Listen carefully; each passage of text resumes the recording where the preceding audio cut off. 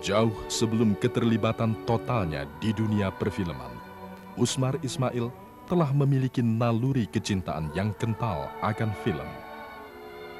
Ketika ia duduk di sekolah rendah di Sumatera Barat, tak ada yang dapat menahannya tinggal diam di rumah bila ada film bagus diputar di skala bio. Di sekolah menengah, kecanduan bioskopnya malah semakin menjadi.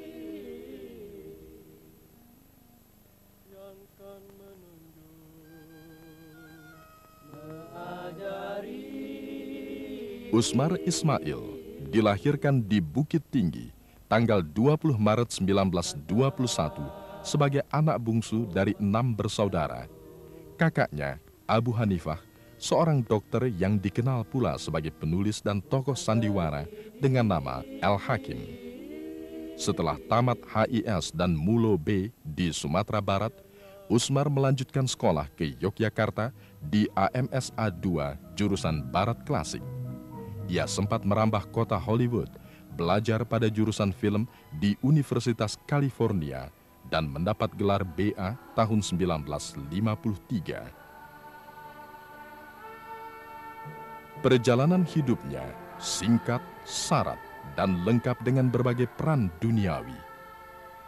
Ia pernah menjadi mayor TNI di Yogyakarta, Direktur Bank Kemakmuran Jakarta, Presiden Direktur Travel Bureau Triple T, bahkan Direktur Mirasa Sky Club. Di dunia film, ia mendirikan Perfini dan Ketua PPFI. Ia bergabung dalam PB Nahdlatul Ulama, Ketua Lembaga Seniman Budayawan Muslimin Indonesia atau LESBUMI, dan menjadi anggota DPR GR tahun 1966-1969. Sempat memimpin Harian Patriot dan bulanan Arena. Bahkan sebagai wartawan kantor berita Antara, dia pernah ditangkap Belanda. Tahun 1948 hingga 1949, Usmar menjabat Ketua Persatuan Wartawan Indonesia. Tahun 1947, di bidang seni peran, Ketua Sandiwara Penggemar Maya, pendiri dan Ketua ATNI Jakarta. Alur hidupnya yang beragam menakdirkan Usmar menjadi pemimpin di berbagai bidang, dan keragaman itulah yang agaknya memperkaya aneka perwatakan yang muncul dalam film-filmnya yang meskipun kini terasa sederhana dan tua, namun abadi. Usmar Ismail memasuki dunia film setelah menjelajahi dunia kesusastraan sebagai penyair dan penulis cerita pendek di zaman Jepang. Sajak-sajaknya diterbitkan dengan judul Puntung Berasap tahun 1949. Lakon dramanya dikumpulkan dalam Sedih dan Gembira tahun 1950. Ia merupakan salah seorang dari generasi penutup yang menulis dalam gaya pujangga baru. Usmar Ismail kemudian membuka jalan bagi pertumbuhan teater modern. Bersama El Hakim atau Dr. Abu Hanifah, abang kandungnya, Rosihan Anwar, sahabat sejak masa kecilnya, Kornel Simanjuntak yang sering melakukan syair-syair Usmar, antara lain Citra, H.B. Yasin, dan Sujoyono, mereka mendirikan perkumpulan sandiwara amatir, Maya. Gedung Kesenian Pasar Baru menjadi saksi kegiatan mereka dan para seniman yang mencari jati diri di tengah perjuangan bangsa semasa penjajahan Jepang. Seniman pun tak kurang andil dalam meraih kemerdekaan Indonesia. Bersama Asrul Sani dan lain-lain, tahun 1955 mendirikan Akademi Teater Nasional Indonesia, di mana antara lain sutradara-sutradara seperti Teguh Karya, Wahyu Sihombing, dan sebagainya mendapat pendidikan pertama. Ia merupakan tokoh pembuka dari suatu generasi baru pembuat film Indonesia yang memiliki kesadaran artistik lebih baik. Beliau begitu konsisten dengan profesinya, dengan kegiatan-kegiatannya, dengan cita-citanya. Sepertinya dia nggak pernah mau berhenti dan masih banyak yang ingin dia kerjakan dan dia rencanakan. dedikasi, idealisme dan keberanian. Ya, ini barangkali modal yang paling utama ya. Dan dia buktikan bahwa ini yang penting, bahwa idealisme dan keberanian tidak usah harus hancur, bisa berkembang ya. Tapi memang tidak berpikir komersil semata-mata. Bersama Perfini yang didirikan dengan teman-teman seidealis tahun 1950, Usmar telah menghasilkan puluhan film. Seiring berputarnya zaman, tema filmnya pun beraneka jenis. Tema perjuangan tercermin lewat Darah dan Doa tahun 1950, berlatar belakang Long March Siliwangi dari Yogyakarta ke Jawa Barat tahun 1948. Berkali-kali kemudian Usmar kembali kepada tema film perjuangan, yaitu 6 Jam di Yogyakarta, dengan latar belakang peristiwa serangan umum yang dilancarkan TNI tanggal 1 Maret 1949 terhadap kota Yogyakarta yang telah diduduki Belanda. Lewat Jam Malam tahun 1954, produksinya bersama Jamaluddin Malik. Film ini dapat dianggap salah satu karya terbaik Usmar, sebuah kritik sosial yang cukup tajam mengenai para bekas pejuang kemerdekaan pasca perang. Tahun 1960, ia mengisahkan Sersan Imron dalam film Pejuang. Film ini meraih hadiah aktor terbaik untuk Bambang Hermanto di Festival Film Moskow tahun 1961. Dan sebuah film lain, Toha, Pahlawan Bandung Selatan. Usmar tak jarang membuat film berdasarkan novel ataupun suatu karya sastra. Di zaman Jepang, ketika bekerja di bagian kesusastraan Pusat Kebudayaan Jepang, ia menulis lakon sandiwara yang disadurnya dari pengarang Jepang, Kikuchi Kwan, berjudul Ayahku Pulang. Kemudian diangkatnya ke layar putih sebagai film Dosa Tak Berampun tahun 1951. Cerita pendeknya sendiri berjudul Citra yang disusunnya di zaman Jepang dan difilmkan dengan judul Bayangan di Waktu Fajar tahun 1962. Pada tahun yang sama, Usmar membuat Anak Perawan di Sarang Penyamun berdasarkan novel Sutan Takdir Ali Syahbana. Film berdasarkan masyarakat pedesaan atau adat istiadat suatu daerah diproduksi Perfini seperti Embun tahun 1951, Cambuk Api tahun 1958, serta Harimau Campa yang lokasinya di Tanah Minang. Jenis komedi dan satire pun tampil, misalnya Tamu Agung tahun 1955 yang dibintangi Panji Anom. Lagi-lagi Krisis tahun 1955 secara halus menyindir orang-orang yang suka berdukun. Dan film Krisis tahun 1953 yang meledak di pasaran. Untuk pertama kalinya, film Indonesia diputar berminggu-minggu di bioskop kelas 1. Krisis adalah film terlaris Indonesia sesudah sukses besar Terang Bulan tahun 1938. Film anak-anak berjudul Jenderal Kancil tahun 1958 dibintangi Ahmad Albar, Steve Lim, dan lain-lain, agaknya hingga kini sulit dicari tandingannya. Film yang sangat wajar, lucu, menyegarkan, tetap menyenangkan ditonton sepanjang masa. Film Tiga Darah diproduksi tahun 1956. Bagi Perfini merupakan titik nasib berbalik. Sebelumnya, Usmar membuat film dengan keteguhan idealisme penuh semangat juang dan nasionalisme.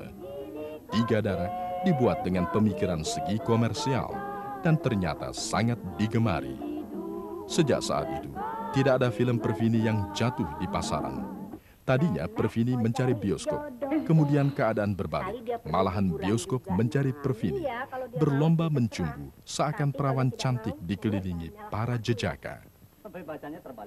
Dengan hasil pendapatan kotor hampir 10 juta rupiah pada tahun itu, Tiga Darah merupakan sukses box office terbesar juga di Singapura dan Malaysia.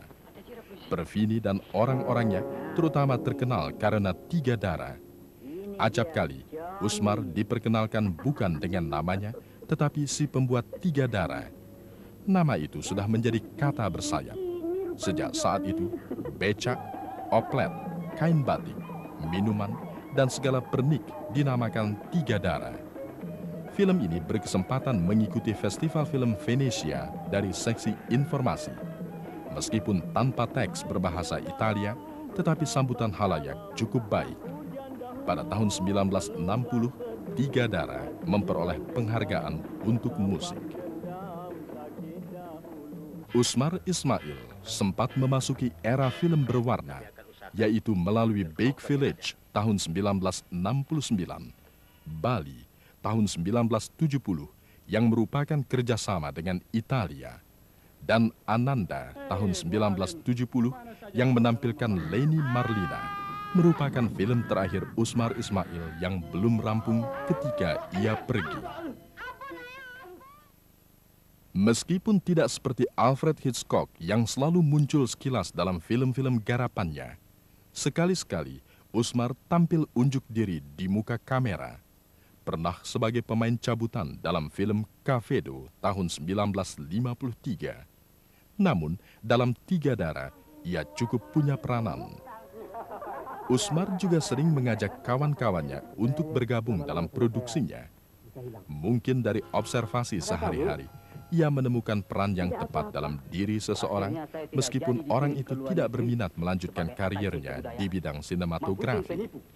Anak-anaknya, Redin, Irwan, dan Nina, sekali-sekali muncul dalam beberapa adegan tanpa ada maksud nepotisme tentunya.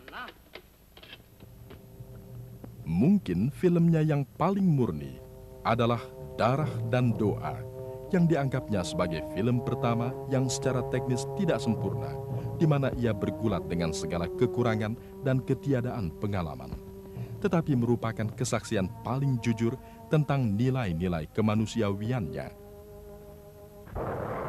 Usmar menulis kenangannya tentang pertunjukan perdana di Istana Negara bagi film pertama Perfili, yaitu Darah dan Doa atau The Long March, sekitar pertengahan tahun 1950. Film itu adalah film Indonesia pertama yang mendapat kehormatan diputar di kediaman Bung Karno yang baru beberapa bulan menempati Istana Merdeka. Peristiwa yang sukar dilupakan Usmar, karena itulah film pertamanya yang akan dinilai oleh pemuka-pemuka bangsa. Kendati dikerjakan dengan peralatan primitif dan kerabat kerja yang sedikit jumlahnya, namun inilah film yang buat pertama kali mempersoalkan kejadian bersifat nasional, dan film yang pertama kali, baik secara teknis kreatif maupun ekonomis, diselesaikan seluruhnya oleh anak-anak Indonesia. Usmar merasa bahwa film ini 100% dikerjakan dengan tanggung jawab sendiri, tanpa campur tangan atau pembatasan kreasi dari pihak lain. Dalam salah satu musyawarah kerja Dewan Film Indonesia, tanggal 11 Oktober 1962, hari syuting pertama film Darah dan Doa, yaitu tanggal 30 Maret, telah ditetapkan sebagai Hari Film Nasional. Atas segala jerih payah dan pengorbanan selama pembuatan film itu, kehormatan yang diberikan Dewan Film kepada film Usmar yang pertama itu merupakan penghargaan tiada tara yang diterimanya dengan segala kerendahan hati. Pengakuan resmi pemerintah terjadi tanggal 30 Maret 1992 dengan penandatanganan Undang-Undang Perfilman oleh Presiden Soeharto. Baru saya memahami adalah film semi-dokumenter yang penting artinya dalam sejarah perjuangan bangsa, tapi juga penting artinya sebagai suatu hal langkah baru di seorang seperti almarhum Usmar yang berani mulai. Ya, saya tahu benar beliau itu kemudian juga tidak memikir komersial aspek daripada pembuatan film. Jadi idealisme yang tinggi. Jadi saya itu menyarankannya kalau ini jadi hari film nasional adalah tepat sekali. Di antara kesibukan dan prestasinya, sehari-hari orang mengenang Usmar Ismail sebagai bapak berkacamata minus yang idealis, religius, dan nasionalis. Terkadang dia tampak tegas, padahal sebetulnya lembut, humoris, dan merupakan teman ngobrol yang menyenangkan bagi segala umur. Beliau lebih bersikap kebapaan ya. Jadi dia bapak kita, dia sahabat kita, dan dia selalu tersenyum. Saya gak pernah lihat Bung Usmar marah. Usmar Ismail, gelar Sultan Mangkuto Ameh, secara mengejutkan meninggal dunia tanggal 2 Januari 1971, tepat 25 tahun yang silam. Ia tinggalkan istrinya terkasih, Sonia Hermin, yang mendampingi sejak pernikahan mereka tahun 1944. Ia tinggalkan 5 orang anaknya. Ia tinggalkan film terakhirnya yang belum rampung. Ia tinggalkan dunia film yang dicintainya. Banyak jejak dan kenangan ditinggalkan Usmar. Judul cerita pendeknya, Citra, kini diabadikan sebagai nama piala yang diperebutkan dalam Festival Film Indonesia.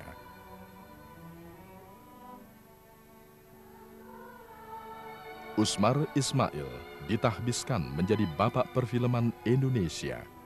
Namanya diabadikan pada pusat perfilman di Kuningan, Jakarta. Usmar diangkat sebagai warga teladan DKI Jakarta dan menerima beberapa anugerah seni dari pemerintah. Di zamannya, Usmar menghadapi banyak kendala, namun ia terus berjuang mewujudkan cita-citanya dalam segala keterbatasannya. Ia berhadapan dengan sensor, masalah peredaran film, minimnya peralatan dan tenaga terampil, serbuan film asing. Ya, segala masalah yang ternyata setelah 25 tahun ia pergi masih saja menghadang dunia perfilman kita. Tetapi, bukankah Usmar tidak menyerah? Ia terus berjuang dan berkarya. Dengan segala kekurangan dan rintangan yang harus diatasinya, Usmar Ismail adalah tokoh besar dunia perfilman nasional. Sejarah film Indonesia tidak dapat ditulis tanpa menulis sejarah hidupnya, dan perkembangan film nasional tidak akan dapat dimengerti tanpa memahami pikiran-pikiran yang terhimpun dalam hasil-hasil karyanya.